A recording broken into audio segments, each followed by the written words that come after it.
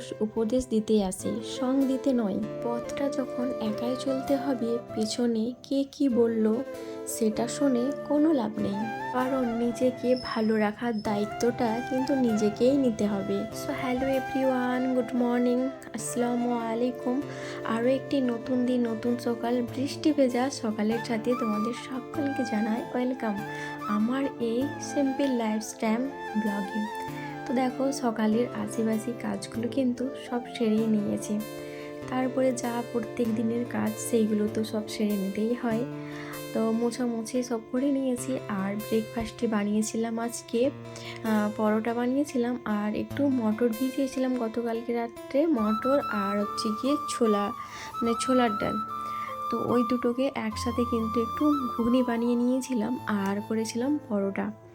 তো ব্রেকফাস্টে ওইগুলোই বানিয়েছিলাম, তো তেমন কোনো কিছু শেয়ার করা হয়নি।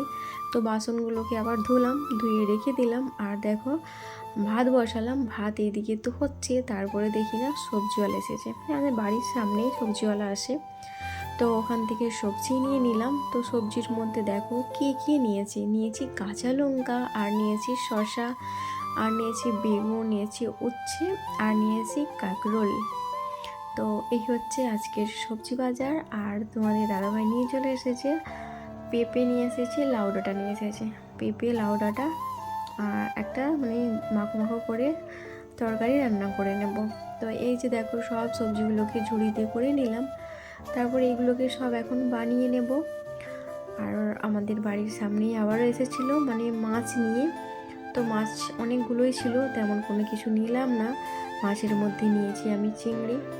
তো এই যে সবজিগুলো দেখছো, সবজি দিয়েই একটা চিংড়ির রান্না করব, দেখা যাক কি হয়। আর এসেছিলো আমার ভাই ভাবি। তো দেখো, এই যে ফ্রিজে সব তরকারিগুলো রাখা আছে, মা সব রান্না করে দিয়ে পাঠিয়েছে, ভাই ভাবি সব নিয়ে এসেছে এইগুলো। আর আমি ওখানের মুড়ি খেতে পছন্দ করি, মানে ভালোবাসি বলে ওখানের মুড়ি নিয়ে এসেছি আমার ভাই ভাবি এই বড় সাইজের একটা কৌটোতে। তো দেখাবো পরের ব্লগে। তো দেখো, এখানে সব সবজিগুলো কিন্তু বানিয়ে নিলাম, বানিয়ে ধুয়েও নিয়েছি। চিংড়ি মাছগুলোকে পরিষ্কার করে নিলাম। আর দেখো, কড়াই বসিয়ে দিয়েছি বড় সাইজের একটা, কারণ একটু চচ্চড়ি বানাবো সকালের ভাত খাওয়ার জন্য। তো দেখো, চচ্চড়িটা করার জন্য কড়াইতে একটু তেল দিয়ে নিয়েছি। পরে বেশ খানিকটাই মাছটাও ছিল বেশ খানিকটা, ওই জন্য চিংড়ি মাছ নিয়েছি যে ভালো করে দেখো পরিষ্কার করে ধুয়ে নিয়েছি। তারপরে মাছটাকে ভাজা করবো, মানে রান্না করব, ভেজে আগে উঠিয়ে নিতে হবে। আর এখানে দেখো, সর্ষে গোটা জিরে মিক্সির মধ্যে দিয়ে নিয়েছি, মানে একটু হলে না ভালো পেস্ট হয় না, ওই কারণে শুকনো অবস্থায় আগে একটু পেস্ট করে নিয়েছিলাম মিক্সিতে। তারপরে কিন্তু জল দিয়ে নিলাম, জল দিয়ে আরও একবার ভালো করে পেস্ট করে নিলাম। আর ওতে দিয়েছিলাম কাঁচা লঙ্কা, বলতে ভুলেই গেছিলাম। তো এখানে দেখো, চিংড়ি মাছগুলো ভাজা হয়ে গেছে, আর পেঁয়াজগুলো লাল লাল করে নিয়েছি। তারপরে দেখো, যেসব সবজিগুলো বানিয়ে রেখেছিলাম ওইগুলো এখন তার মধ্যে দিয়ে নিয়েছি। অনেক রকমের শাকসবজি করে মানে সবজি রান্না করা হয়, মানে এক একজনের রান্না এক এক রকম টাইপের, তাই না? কিছু মানুষ আছে দেখবে রান্না করে মশলা কষিয়ে, আমিও অনেকবারই করি।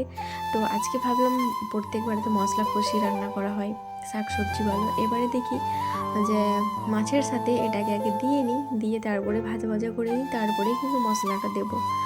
তো এই যে দেখো, চিংড়ি মাছ ভাজলাম, ভাজার পর মাছগুলোকে আর তুলে রাখলাম না, ওই মাছের মধ্যেই দিয়ে নিয়েছি। দেখো, যত রকমের যে সবজিগুলো নিয়েছিলাম সেইগুলোকে সব দুটো দুটো করে বানিয়ে নিয়েছি।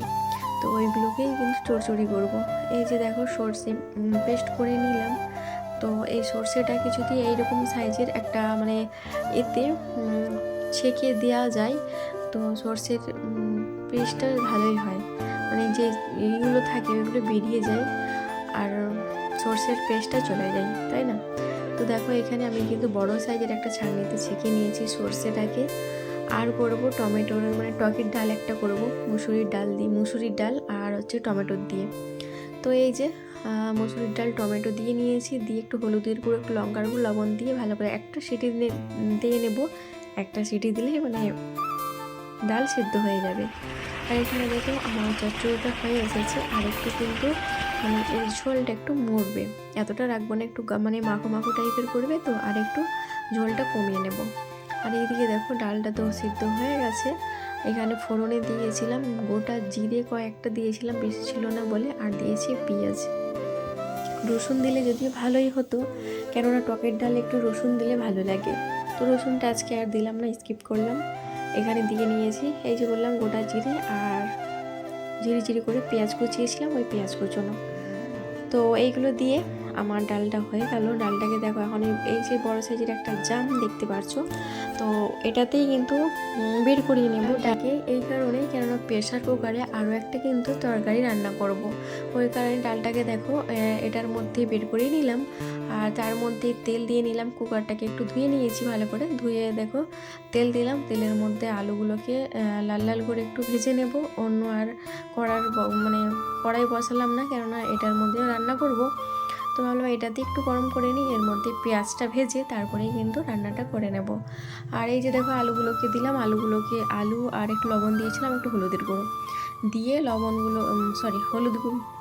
আলুগুলোকে ভালো করে ভেজে নিলাম। ভেজে দেখো উঠিয়ে নিলাম, উঠিয়ে সেই তেলের মধ্যে দেখো পেঁয়াজগুলো দিয়ে দিলাম। তারপরে দেখো রান্না হচ্ছে, আর এদিকে এলো প্রচুর বৃষ্টি। তো আজকের মতো এইটুকুই থাক, আল্লাহ হাফেজ।